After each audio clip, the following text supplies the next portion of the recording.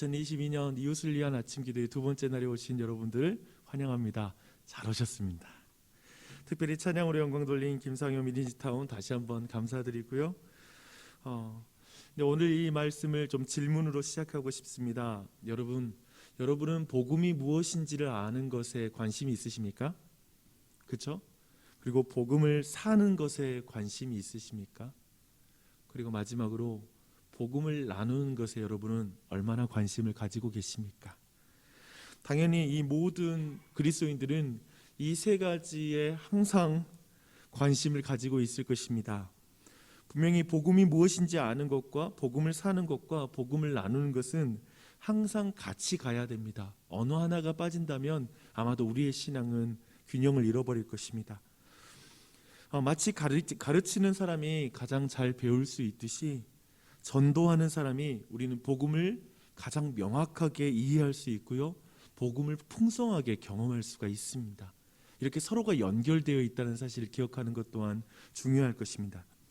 복음을 나누는 것에 대해서 배우고 실천하면서 복음의 그 은혜가 우리 모두에게 넘쳐나기를 간절히 축원합니다. 아멘. 여러분, 전도란 것은 무엇입니까? 우리는 어제 그것을 배웠는데요, 전도는 이것입니다. 꼭 기억하세요. 성령님이 공동체를 통해서 행하시는 일에 참여하는 것입니다. 성령님이 공동체를 통하여 행하시는 일에 참여하는 것, 그게 바로 전도입니다. 어제 우리는 전도에서 핵심은 성령님의 역할을 재발견하고 그분의 흐름에 따르는 것이 중요하다는 걸 배웠습니다. 전도의 주체는 성령 하나님이십니다. 성령 하나님이 첫 증인이 되셔서 우리가 죄인인 것을 깨닫게 해주셨고요, 그리고 예수님의 십자가가 나의 죄를 대속하는 죽음이라는 것을 믿게 해주시고 그걸 바라보게 해주셨습니다. 그래서 우리는 그 성령 하나님과 이제 동행하도록 부름을 받았습니다. 그렇다면 다른 사람의 삶에서 진행되는 성령님의 복음 증거의 그 파도에 올라탈 수만 있다면 얼마나 기쁜 일이겠습니까? 새들백 교회의 릭 워렌 목사님의 기도문은 그래서 우리 모두를 너무나 많이 일깨워주는 그런 기도문입니다. 우리는 주여 제가 하는 일에 복을 내리소서라고 기도하기를 멈추고 제가 당신이 복 주신 일을 하도록 도우소서라고 기도해야 한다. 내가 시작한 일에 성령님 도와주세요라는 것이 아니라 성령님이 하시는 일을 내가 보게 해주시고 내가 그 성령님의 하시는 일에 정말 위에 올라가서 함께 동참할 수 있게 해주세요 라고 기도하는 것이 맞다는 것이죠.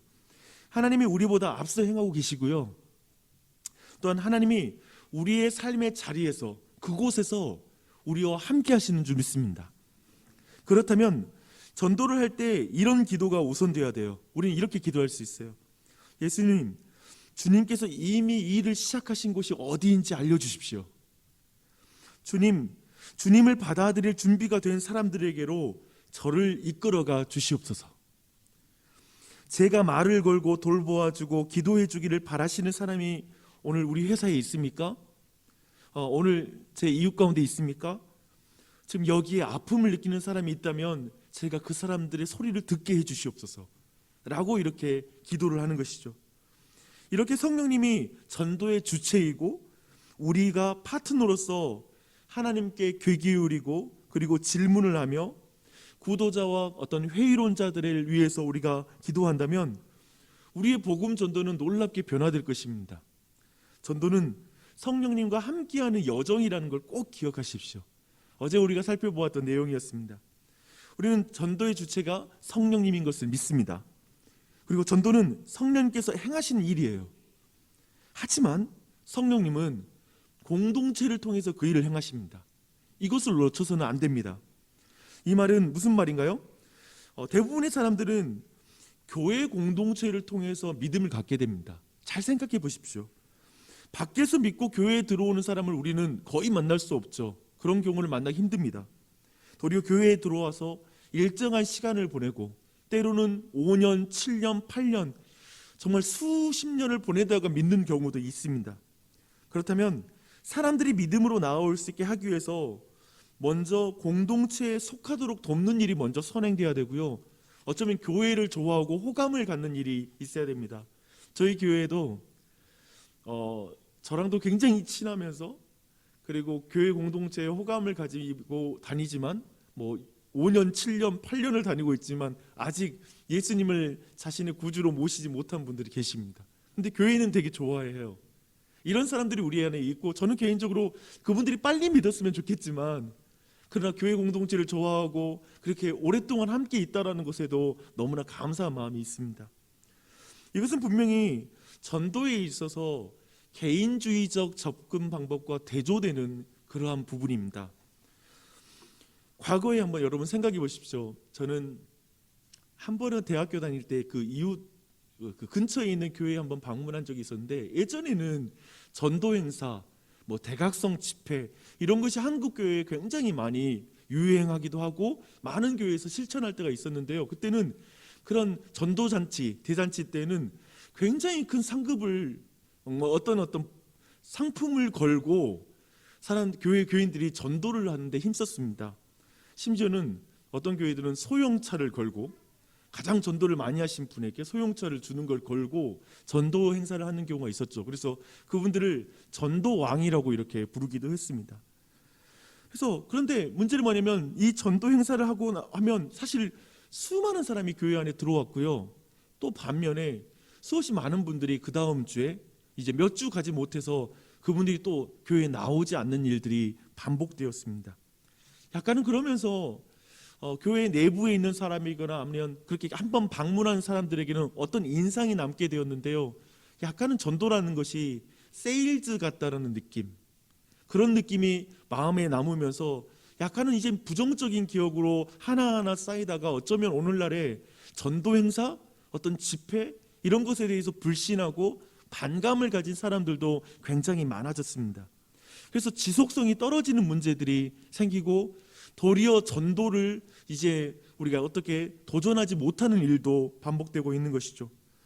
더해서 생각해 보면 이런 전도관들은 어쩌면 영웅 중심의 전도관이기에, 때로는 늘 전도왕은 어떤 분이 되냐면요, 매우 적극적이고 시간이 굉장히 많고 또한 좀 담대한 분들의 유형, 어쩌면 어떤 경우에는 자신의 어떠한 신자로서의 삶, 이런 것들이 성숙하고, 그리고 어쩌면 정말 주님을 많이 닮은 모습의 삶의 추구에서 나오는 전도가 아니라 그저 굉장한 열정 가운데 사람들을 끌어모으는 관계성 중심의 그런 유형의 전도자들이 주목을 받았고, 사실상 그렇게 한 사람이 주목받았을 때 대다수의 그리스도인들은 전도에 대해서는 주눅들고 나는 전도 못하는 사람인가 봐 라고 스스로를 생각하면서 그렇게 뒤로 물러나 버렸던 경험들이 있는 것 같습니다. 그래서 더욱더 개인에서 공동체로의 전도로 바뀌어야 됩니다. 근데 이것은 제가 실용적으로 하는 말이 아니라 성경에서 그렇게 말하고 있기 때문에 그렇습니다. 신약 성경은 증거하는 개인이 되어라 라는 말씀의 본문보다 증거하는 공동체가 되라 라는 말씀이 더 많습니다. 흥미롭죠? 사실 신약 성경에는 개인을 향해 복음을 전하라는 명령하는 말씀이 거의 나오지가 않습니다. 특별히 베드로전서 3장 15절 말씀, 너희 속에 있는 소망에 관한 이유를 묻는 자들에게 대답할 것을 항상 준비하고 있으라 라는 이것 또한도 사실상 교회에게 주는 명령입니다. 너희 가운데. 그래서 만약에 그들이 교회를 찾으면 너희 안에 끊임없이 그들에게 우리 안에 있는 소망에 대해서 설명할 수 있는 준비를 갖춰라 라고 하는 명령인 것입니다. 그렇다면 우리의 주된 책임은 그리스도의 몸 안에서 우리 자리를 지키면서 각자가 받은 성령의 은사에 따라서 교회의 복음 증거 사역에 이바지하는 것, 그게 바로 우리의 전도에 대한 바른 관점이 될 것입니다. 오늘 말씀 한번 여러분 보십시오. 로마서 오늘 2절 말씀 보면 이렇게 말하고 있습니다. 너희는 이 세대를 본받지 말고 오직 마음을 새롭게 함으로 변화를 받아 하나님의 선하시고 기뻐하시고 온전하신 뜻이 무엇인지 분별하도록 하라. 그렇죠? 이 세대를 본받지 말라고 말해요. 너희들은 이 세상과 다른 대안 공동체가 돼야 된다라고 말씀하고 있습니다. 세상과 다른 공동체예요. 그 내용이 3절부터 나오는 것입니다. 3절부터 말하는 건 뭔가요?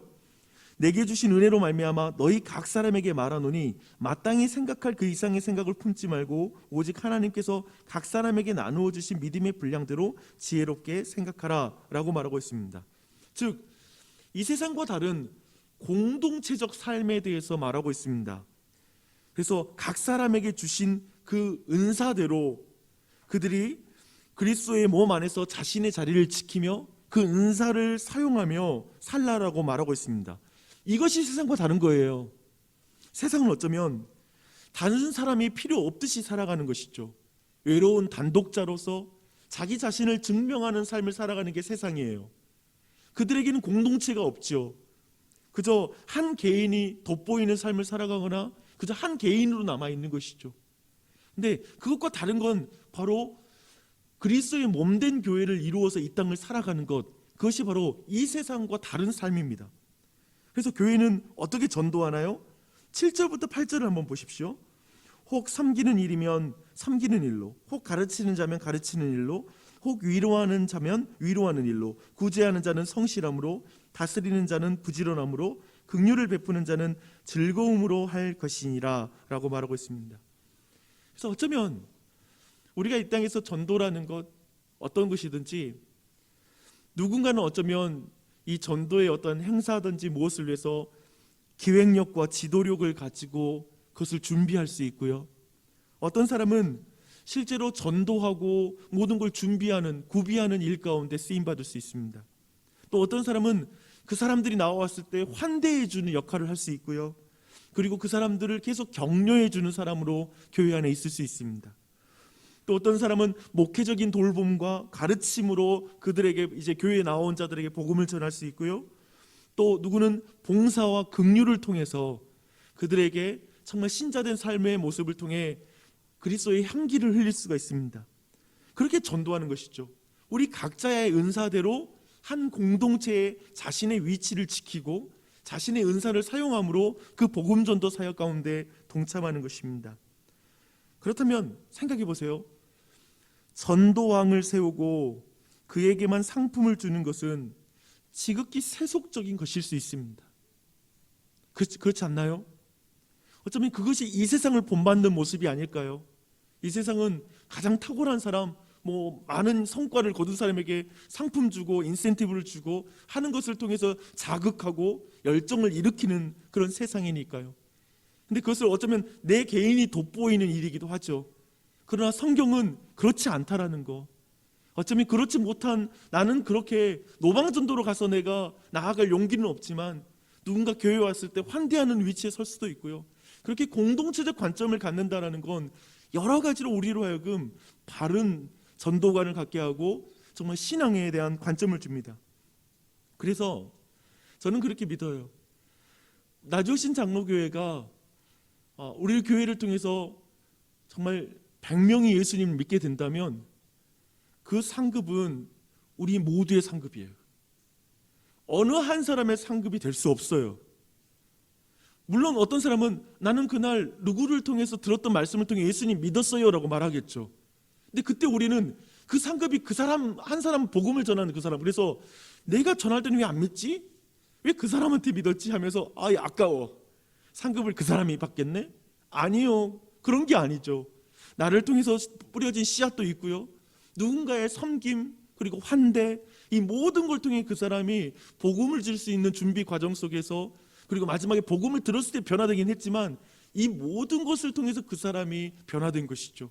그래서 공동체적 관점을 가질 때 우리는 우리 모두가 그 상급의 주역이라는 걸 알게 됩니다. 그래서 우리가 중요한 거예요.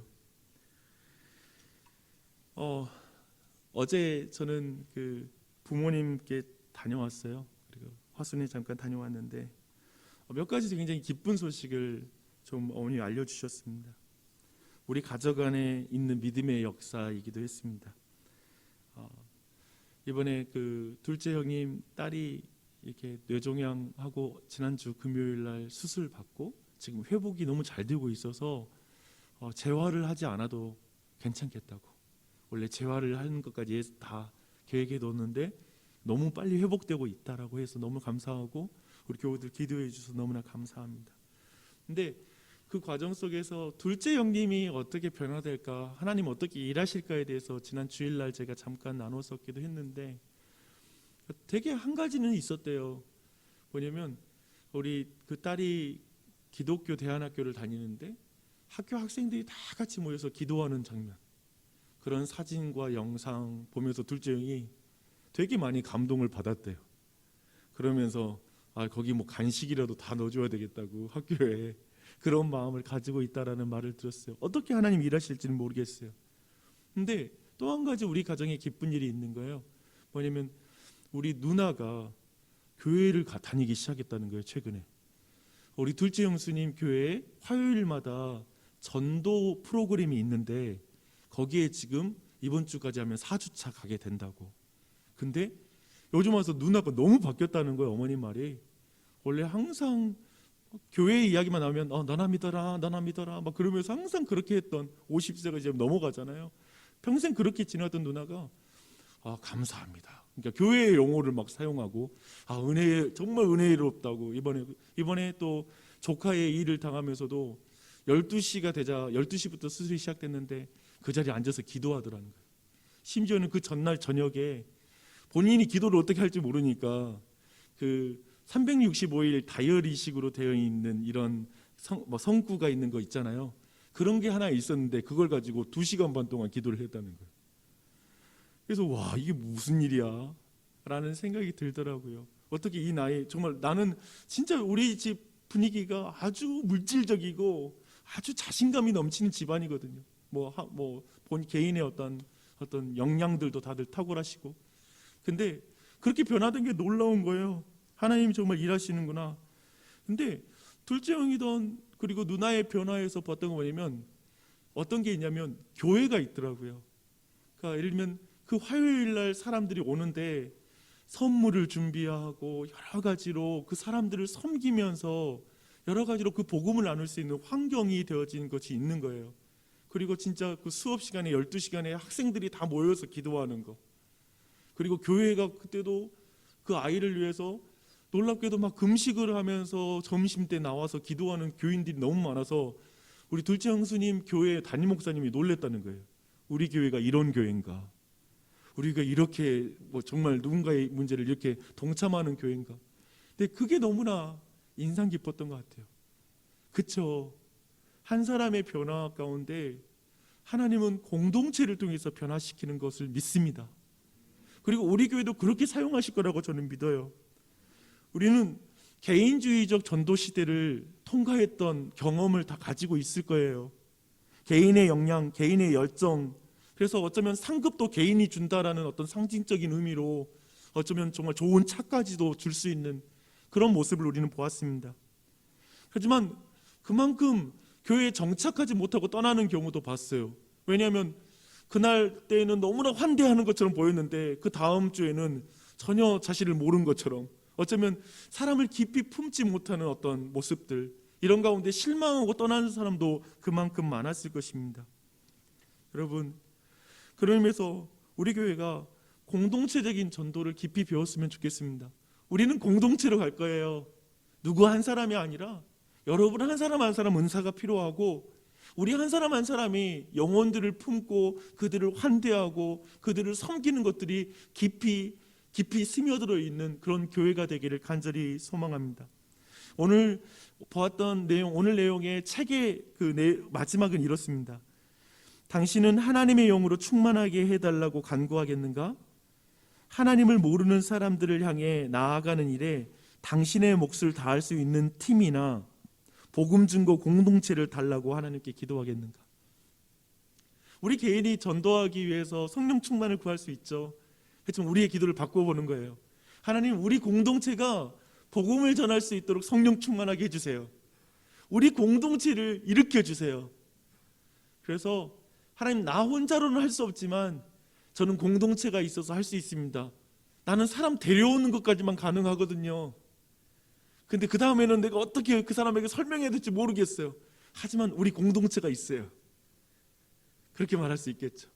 하나님, 나의 삶은 좀 부족하지만 우리 공동체에 데려오면 우리 공동체가 다른 이웃을 구제하고 사랑하는 모습을 보면서 그 사람이 분명 그리스도의 향기를 맡게 될 거예요.